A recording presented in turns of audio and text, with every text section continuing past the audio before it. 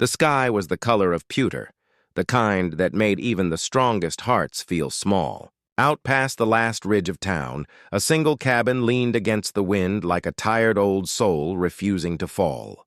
Inside, Eleanor Mayfield kept the fire alive with scraps of wood and the stubborn rhythm of her will.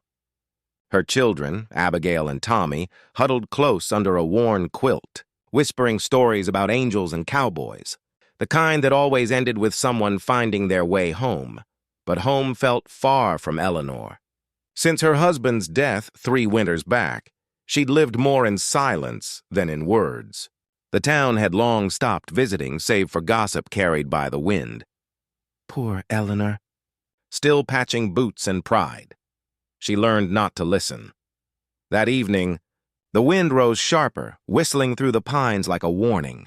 She stepped outside, shawl wrapped tight, and saw nothing but the pale blur of snow. Then, a sound, faint and staggering. Hoofbeats. She squinted toward the slope. Through the veil of storm came a horse. Rider slumped over, blood darkening the animal's flank. "Mercy!" she whispered, running forward as the man slid from the saddle into the snow. His breath was shallow, eyes glazed. She didn't know his name, only saw the fine coat torn and a silver buckle half buried by frost. He was from another world, the kind that had never glanced her way. Still, she heaved his weight onto her shoulder, dragging him step by step to the cabin. Abigail opened the door wide, her face pale. Together they laid him near the hearth. His lips trembled, a whisper caught between life and death. Caleb Rourke. Eleanor cleaned his wound, binding it with strips torn from her own dress. His skin burned with fever. She pressed a damp cloth to his brow, her hands steady though her heart trembled. She had sworn never again to tend a dying man. Yet here she was, whispering prayers to a God who hadn't answered in years. That night, she didn't sleep. The wind roared outside, shaking the shutters, and in the dim light she watched him fight his breath. In that stillness, memory returned, her husband's hand growing cold, the neighbors turning away. She'd sworn she'd never beg for help again. But maybe mercy was something you gave when you had nothing else left. Morning came thin and gray. The man stirred, groaned, and tried to sit up. His eyes met hers, clear now, though filled with a proud kind of shame. "Where am I?" he rasped. "Safe," she said simply. "For now." He tried to stand, faltered, and fell back with a curse. Tommy flinched, but Abigail, bold as her mother, handed him a cup of broth. "Mama says you need to eat." He looked at the girl, then at Eleanor, as if unsure what kindness cost in these parts. "You shouldn't have helped me," he muttered. Eleanor wiped her hands on her apron. "I couldn't just leave a man to die in the snow." His jaw tightened. "Some would have." "I'm not some," she said softly, and went back to stoking the fire. Over the next few days, the stranger lingered between fever and strength. He told them little, only his name, Caleb Rourke, once a cattle baron who'd lost everything in a land dispute turned bloody. The children grew fond of him. Tommy followed him like a shadow, while Abigail asked questions he was too tired to answer. When the snow eased, Caleb insisted on chopping wood to repay his keep. Eleanor protested, but he only smiled faintly. "I've got 2 hands left. Might as well use them." His swings were clumsy at first, his wound pulling, yet he kept at it until the logs piled high. For the first time in months, warmth filled the cabin, not just from the fire, but from the presence of something like peace. Still, the world outside had its ears. Word spread fast. That widow's keeping a stranger. "A rich one, they say." In town, Mrs. Hargrove whispered to the sheriff about impropriety and danger. Eleanor didn't care to defend herself. The people who gossiped hadn't brought her bread when she was hungry.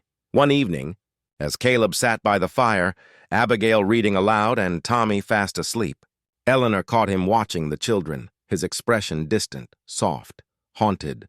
She asked quietly, "You got any of your own?" He shook his head. "Had a wife once. Lost her before the fortune came. Guess I lost everything after that." Silence stretched between them, heavy but not empty. Outside, the snow began again, each flake landing like a held breath. Later, long after the children slept, Eleanor woke to the sound of Caleb murmuring in his dreams. Apologies. Names, a mention of land stolen, blood owed. She froze by the hearth, realizing the man she'd saved carried ghosts darker than her own. In the morning, he found her staring out the frosted window. "You heard?" he said, voice rough. She nodded. "We all done things we regret. The only shame's in refusing to make them right." He looked at her a long while, eyes flickering like firelight on water. "Maybe," he whispered. "You've done me more good than I deserve." She smiled faintly, turning back to the window. "Good don't keep score out here. It just keeps you alive." The storm howled, the children laughed in their sleep, and for the first time since loss hollowed her heart. Eleanor felt the faint stirring of something long forgotten. Hope, fragile and glowing, like the first ember before dawn. The snow melted slow that year, as if the land itself was reluctant to let go of what had been buried beneath it. By the time the meadows began to breathe again, Caleb Rourke was walking without a limp, though something in his eyes still carried the ache of winter. He helped mend the fence, taught Tommy how to tie a proper knot, and often stood by the doorway in the evenings, watching Eleanor move about the kitchen, quiet, steady, uncomplaining. He had not known peace in years, and yet here it was, small as a wooden cabin and as warm as a child's laughter. Still a shadow followed him. Some mornings he would ride a little ways up the ridge to stare toward the valley. Eleanor pretended not to notice, but she knew. He was waiting for the past to catch up. One pale afternoon, as the children napped, Caleb set down his cup and said, "There are men out there looking for me." Eleanor did not flinch. "Then they'll find a man worth looking for." He gave a humorless chuckle. "You don't know the half of it. There was a fight over land, my brother and I against the neighbors. A man died. I took the blame because blood runs thicker than truth, but the law doesn't see it that way." She studied him a long moment, then said softly, "You rode into that storm to die, didn't you?" He didn't answer. He didn't have to. The silence was his confession. Before she could speak again, the sound of hooves split the quiet. Sheriff Doolin rode into the yard, his badge flashing in the sun, flanked by 2 deputies. Dust rose behind their horses like ghosts of judgment.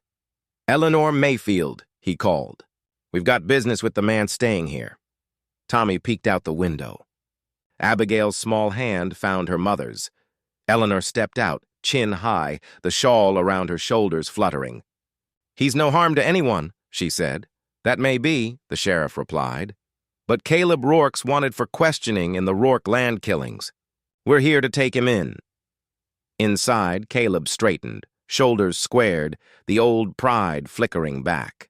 He walked out, boots heavy on the porch boards. "No need to trouble the lady," he said. "I'll come quiet." Eleanor reached for his sleeve. "Don't! You'll hang for something that wasn't yours to carry." He met her gaze. "I won't have you or the children paying the price for my past." The deputies dismounted, iron cuffs glinting. Just as they stepped forward, Abigail burst through the door, tears streaking her cheeks. "Please don't hurt him," she cried, clutching his leg. Tommy followed, hiccuping sobs. The sight of those children stopped the sheriff cold. Doolin lowered his hand. "He'll face the judge, not the gallows," he muttered, softer now. "That's a promise." Eleanor's hands trembled as she watched them lead Caleb away through the thawing fields. His horse's hooves left deep marks in the mud, filling slowly with meltwater, as if even the earth refused to let his memory go. Days bled into weeks. The town whispered louder than ever. "That widow hid a wanted man." What's she teaching her children? But Eleanor endured. She fixed fences, sold hand-sewn shirts at the store, and kept her eyes on the hills. Then one golden afternoon in spring, a figure appeared on the ridge. She thought at first it was a trick of light, but then came the voice, warm and steady. "Mrs. Mayfield? Caleb?" He dismounted slow, thinner but alive, a paper in his hand. "The judge cleared me," he said quietly. "My brother confessed before he died." He held out the folded paper. "And this is the deed to the land we fought over. It's yours now." Eleanor blinked, the world swaying. "I can't take that," he smiled faintly. It was bought with greed. Let it feed kindness instead, she shook her head. We never did this for reward. I know, he said. That's why it means something. They stood beneath the old cottonwood, its branches heavy with new leaves. The children ran around them, laughing, their shadows chasing each other across the grass. For a long while, neither spoke. Then Eleanor said quietly, Maybe we just saved each other. He looked at her, eyes soft. Maybe that's what saving's supposed to look like. That evening, he stayed for supper. The table was humble, potatoes, beans, and warm bread, but it felt rich, like the kind of feast heaven might envy. Abigail told a story about the time Caleb tried to cook and burn the skillet. Tommy laughed until he choked. Eleanor listened, smiling, though a part of her still trembled at how easily hope could return. When the children fell asleep by the hearth, she and Caleb stepped outside. The air smelled of rain and lilac. He lit the lantern that hung by her door, and its light spread gold across the dark yard. For a long time, neither spoke. Then she said, almost in a whisper, I used to think the world forgot us out here. He turned toward her. Maybe it was waiting for you to remind it how to be kind. Their eyes met. No promises, no declarations, only the quiet understanding of two hearts that had survived their winters. Somewhere a coyote called across the plain, and the sound felt less lonely than before.